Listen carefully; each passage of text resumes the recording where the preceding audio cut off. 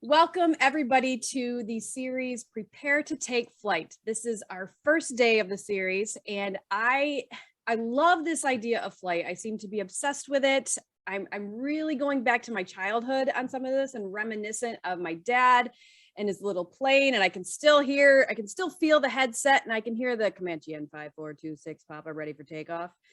And as a kid, I remember being so enamored, like, wow, we have a plane and we can fly. And it was like a more of an excitement.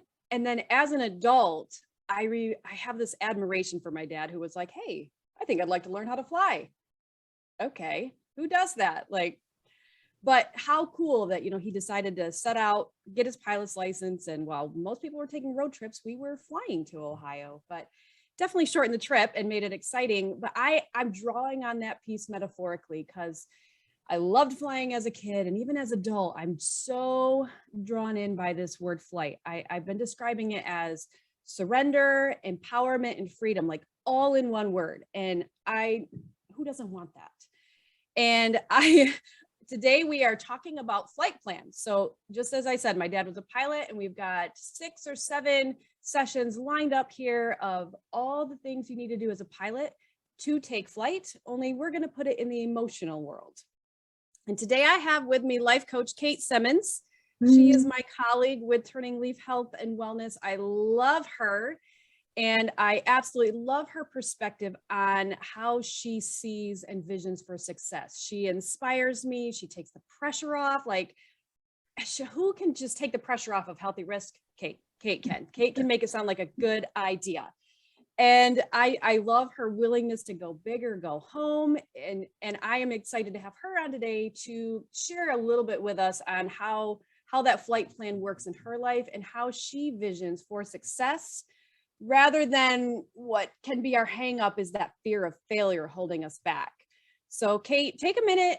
What I have been asking, well, not have been, in my previous recorded one, I asked is, tell me a little bit about why you love what you do. I know we all do the bios, but I love to hear why people love what they do. So kind of introduce yourself and give us that answer. Oh, I love it. I love it. And first of all, Jamie, thank you so much. I adore you. I'll just straight come out and let the public know that we are girlfriend partners, right? Jamie and I, we work together on our cool little venture we have called Girl, I Got You, which is like a female empowerment group, super cool stuff. And so anytime I have an opportunity to be in your presence, even though you're in Michigan and I'm in Utah, when we get our Zoom going, I just always find myself so blessed by your presence, and I am excited to see what Take Flight has to offer. I can't wait to, as the week goes through, watch everybody else's videos and learn, because this is awesome, the thing that you've created. And so I'm honored to be here and to be day one. You know me, I love beginnings. So I'm all about day one. It's a good news. Yeah.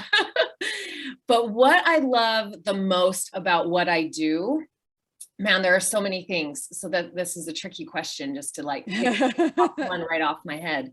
But kind of staying in theme a little bit. I love being a witness. And I tell people all the time, like, I literally am the luckiest girl in the world. Like, you know, that old adage of, gosh, if only I was a fly on the wall in that room when those things happened. I literally feel like the fly on the wall in the room a lot, right? Yeah. When I get to witness, I'm going to get emotional. When I get to witness people free themselves of the shackles and the chains that they've put on themselves in limitation and begin to really intentionally live their life and become the incredible, beautiful, amazing person that they were always divinely designed to be. Yeah. It is magic. It is amazing. And I am blessed every single day to do that. So I would say that's my favorite part. I would agree. It is magic. And I think I'm with you. That's really, really what keeps me in the business. Mm-hmm. Yeah, helping for people. sure. It is just absolutely amazing. Yeah. Well, let's dive in. So we've got flight plan here. And what I love about you that I mentioned earlier is that ability, to go big or go home. When we've launched into things, you and I've done a few projects together, and I'm always the one who's like, okay, wait. It's like, if you and I were to climb a high dive, I would be like clinging to your leg going, okay, wait, when do we jump? And you'd be like, dude, let's go. Like, and I'd probably just get drug off with you, which is great. But I gleaned from you, and I love the way you see possibility. And I think part of our human nature is that fight or flight, but not the flight we're talking about, the like runaway flight. That piece of us that when we get into that healthy risk, that vulnerable zone, we're like, okay, wait, what can go wrong? And let me prepare for it.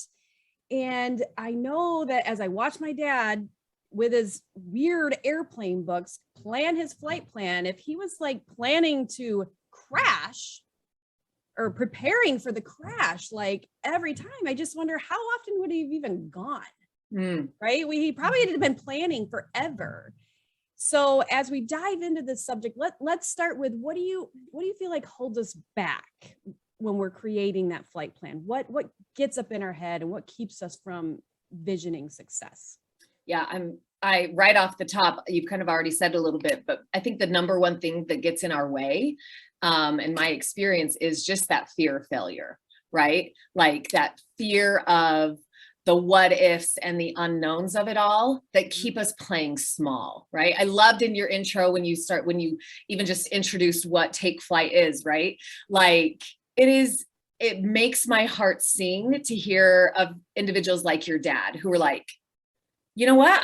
I just want to get my pilot's license and I want to do this, right? That's not like a super normal thing that people do, right? Like, I know maybe 2 pilots in all of the thousands of people that I've met in my 41 years of existing on the planet, right?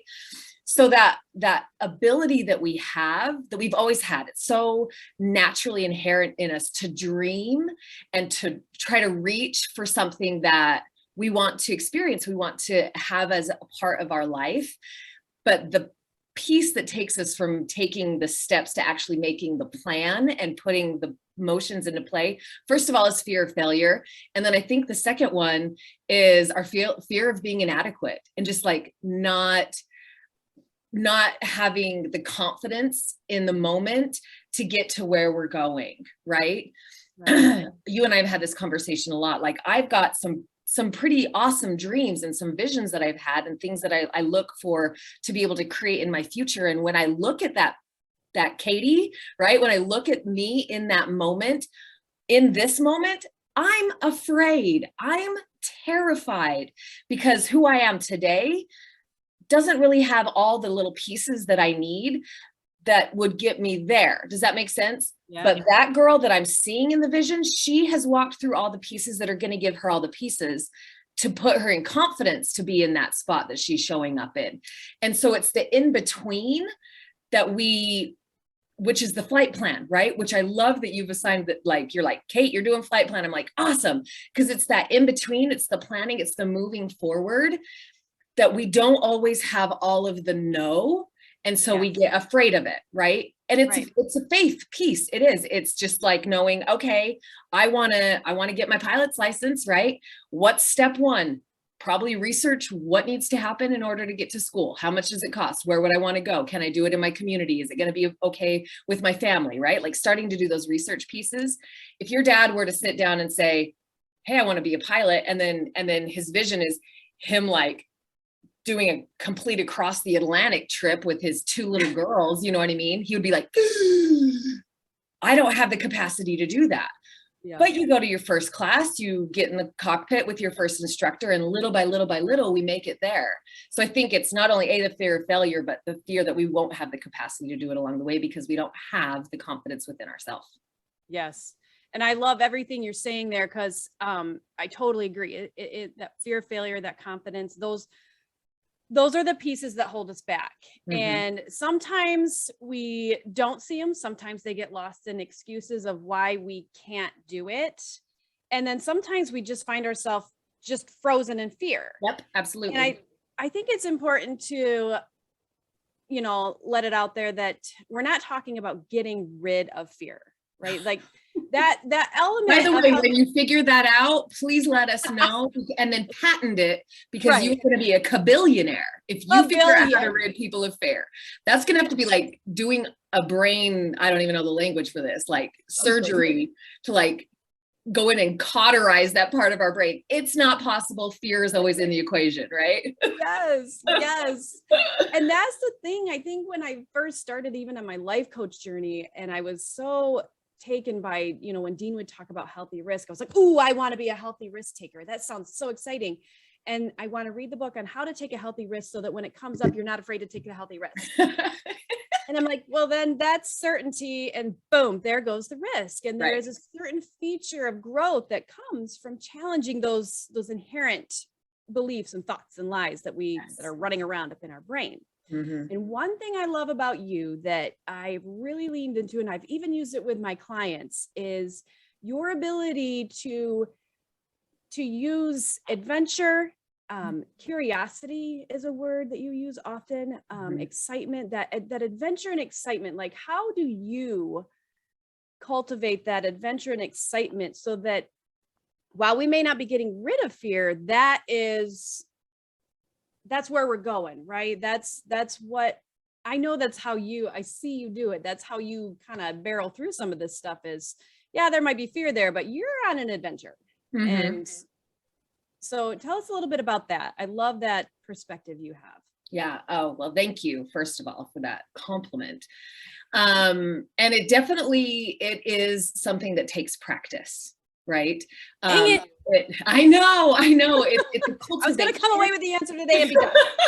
It's a cultivation, and it is definitely like something that I am really grateful that is also just a bit in my personality, right? I've got a little bit of this rebellious flair. I love the theatrics, but a belief system that I have and that I think has developed is everything that I want in life is on the other side of that chicken line. I heard one of my favorite pastors said it the other day. It was like, I'm stealing that, I'm using that. And I just did for the first time, right?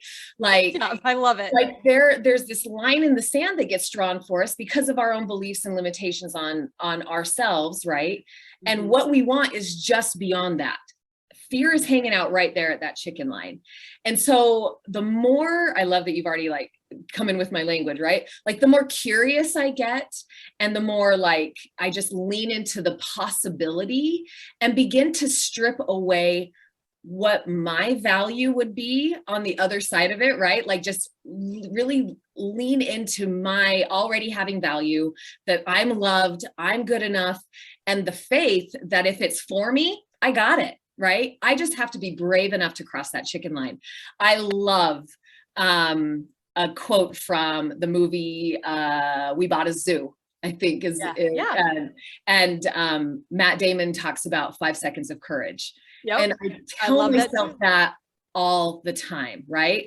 Yeah. Like just take a deep breath, and I legit will say in my brain, okay, Kate, 5 seconds of courage. You got this, girl, and like and I'll count down. 5, 4, 3, 2, and I'm not gonna lie, ladies and gentlemen, 80% of the time I have to do it again. Okay, we really can do this, right? Like until you just. The thing is, you can choose to play small, right? You can choose to do life inside the comfort zone. Mm-hmm. You can choose to only keep your flight plan in your head and in your dreams, and something that you fantasize about, but never really allow yourself to indulge in actually bringing that into your existence. You can do that. And you could probably live an okay life doing that. But what if there's more? And that more is just outside of that comfort zone. It's just on the other side of the chicken line. And the amazing part is the evidence that I have time and time again is that when you cross that, when you get curious, when you lean into it, when you start to look at life as your greatest adventure and this treasure hunt that you're on, and you follow, the little breadcrumbs that you get, and you look for, I love this flight analogy, right? Like you got this storm kind of coming in over here, right? Like, so you kind of prep for the storm and you figure out how to navigate through the storm, and then you bust through, and all of a sudden it's sunshine and rainbows and all the things, right? If you lean into that, into the faith of that, then I guarantee you, because I have evidence, which is another thing that gives me more courage, is the more I do it, the more I see that it actually works, right? Right. That if I can bust through that 5 seconds of courage, if I can cross the chicken line, in that moment, I have everything that I need in order to get to the next moment. And I think that's another place we fall down. We think, if I do that thing, I'm just going to collapse, right? Right. You won't. I promise you won't. Like, if you're watching this, then you have survived every single day and every single second of your life up to this point. And if you're like any other person that I've ever met in my whole life, some of those moments have been really difficult. They've been dark, they've been scary, they've been sad, they've been all the things, but you're still here. That tells me that you are resilient and you have the capacity that you need in every single moment that you're in. So it's really anchoring into that and just doing it, just jumping, man. Yeah, man, and like really, spike drop. Yeah, totally. Figuring out how to release the outcome, right? And to release what it means about you. Like if I do this thing and I face this fear, and another thing is to get rid of expectation as well, right? Like, and that's part of that curiosity piece. That's a really easy way to kind of let go of expectations. Like, ooh, I wonder about this, right? What could happen with this? But being able to like release the result and what it would mean about you, right? Like, oh, if I don't do this and people see, then I'm going to be dumb, not cool. Like, I'm just like, oh, I can't show up as that, right? If we can release that, then there's nothing to lose, really. Yeah. Well, and that word you're using there is very powerful, that release word. Like, we can all sit on one side of that side of the chicken line where we're like, ooh, okay, so I have to get okay with failure, and I have to let go of what people think, and I have to, and we have all this coming in. But when you say that word release, I mean, energetically, I can just feel like, okay, that shifts my perspective in here, because it goes with that surrender, that empowerment, that freedom that really creates that flight. So I love that, releasing what it means for me and my identity, like what you're saying, because that's where we get hung up. Yeah. Is that value piece that, we talk over and over and over again. And what we do with Turning Leaf, that's just like one of the crux principles of knowing your value, knowing who you are, not based on what happens on the other side of that chicken line. Yeah. Right. And I love that. So when you use the word adventure and you use the word release, you're essentially that you're taking the failure out of it. There is no failure in adventure. And for so long, like, we've been programmed, you have to be okay to fail. It takes failure. You have to be okay to fail. You have to be fine with falling on your face. Well, yeah, be fine with falling on your face, but that's not failure. Yes. There really is no failure. And I love Doc Moody. That'll resonate with me forever. He always said, there's no failure, only results. And if life is an adventure, then where can there be failure? Right. Right. Because I love that too. Like you were saying with Doc Moody, right? Like, because then you just get more information, and then you get curious again. And then you're like, oh, isn't that interesting? That's what happened when that went that way for me. Cool. What's next? Right. And it no longer is, obviously this is a really normal parallel when people talk about these kinds of things as far as failure is concerned, and like just straight up hot fail, right?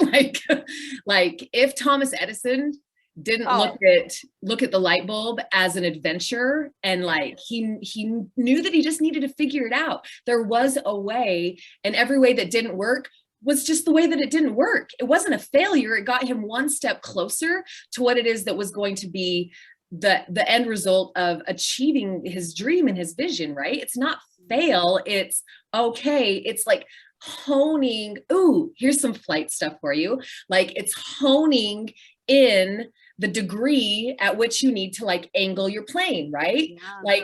You can't go even 1 degree off this way and expect to get clear over here. Like, that's just not going to happen. But we don't know until you get into the flow of it.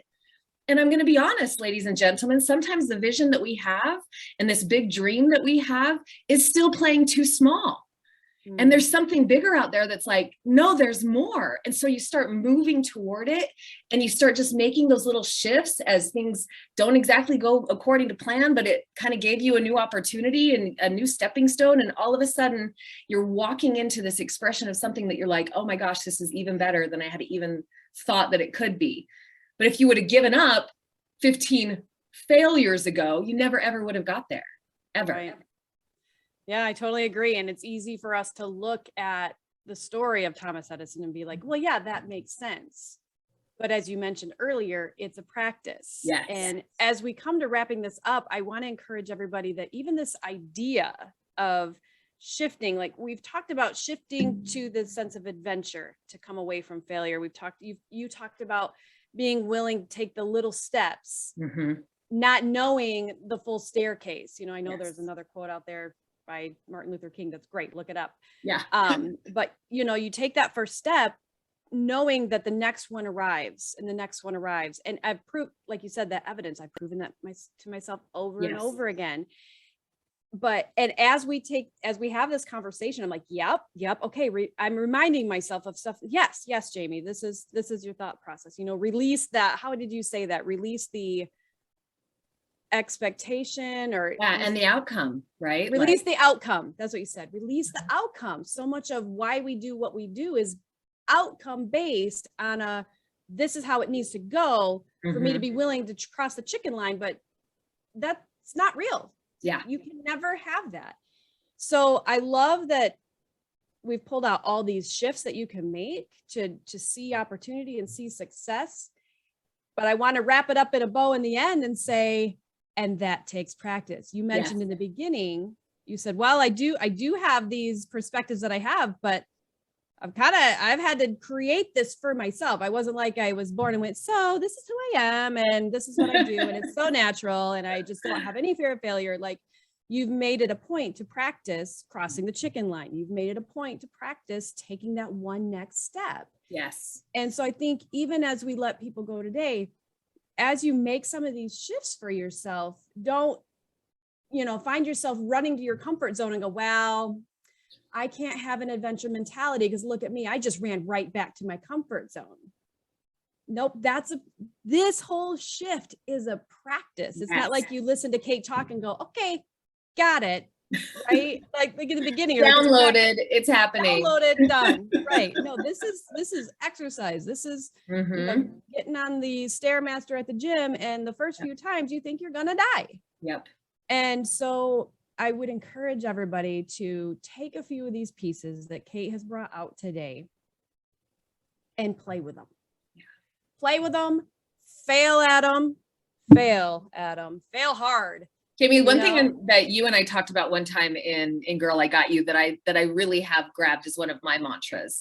And I can't remember where it came from in your life, but it was like, I wonder how many times I can fail today, right? Like as you were unlearning perfectionism, I believe, right? Like, yes. How many times can I actually just really like fall on my face today and get back up and show myself how okay it is, right? Right. Yeah. And it's so, that piece of it is so interesting too. Can I just steal like 2 more seconds? I know you're trying to wrap it up. But the amazing thing to me is how afraid we are of that. And yet when we see people go out in our lives and do that and move forward in their life, we love that, right? Like, I love that. I love seeing someone like experience the stumble and learn from it and move. It's inspiring to me. It helps me in my journey, right? And I promise you, first of all, anyone that's looking at you in judgment, those aren't your people anyway, right? Like, that's another thing. They're just scared. Yeah, exactly. Learn how to let that roll right off your back, because what you're doing is you're challenging them by showing up in your world, and it's showing them what they're afraid of in their world, right? But everyone that, if you're afraid of the fail, right?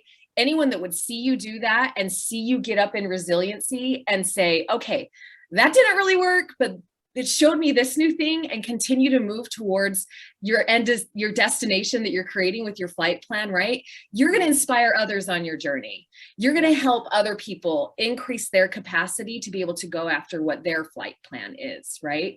And so then it really starts to build this incredible community with and around you. And it gets easier to fail because you begin to actually believe, like we've said today, that it's not real. Yeah. That is a false belief that we have, that failure is even a thing in our human experience. It's just really not. And so that's like kind of the evolution of that. But I love that. Sorry, it's my little 2 cents. No, you're good. You're good. So that's a perfect wrap up. I want to encourage everybody. This is Flight Plan. This is the vision. This is where we're creating that energy, that mentality, that perspective that we want to begin with. Are we going to run to our comfort zone and hide? Yes. Are we going to end up, it's going to happen. Mel Robbins has great stuff on that too. God, I just have so many people that have influenced me that I'm just like, oh, I love how she's like, go to your bed, put your pillow over your head, cry about it. And when you're done crying, get out of bed and go do it again. Back at it. Yeah, exactly. Don't beat yourself up for the I ran to my comfort zone moment. Get out there and keep going. And with that being our perception that we're beginning this series with, the next few segments to come will help you do a little more of that emotional preparation, some of the stuff that we can do internally that creates more capacity within us, so that as we're visioning for success, not only do we have the I think I can and I know I will, we actually have the capacity within us to not be weighted down and held back by beliefs and lies and just minor perspective shifts that we can just make to make that takeoff a little bit easier. Oh, I can't wait. I'm so excited. Well, thank you for being here today, Kate. And for everybody else, I will see you tomorrow. Bye.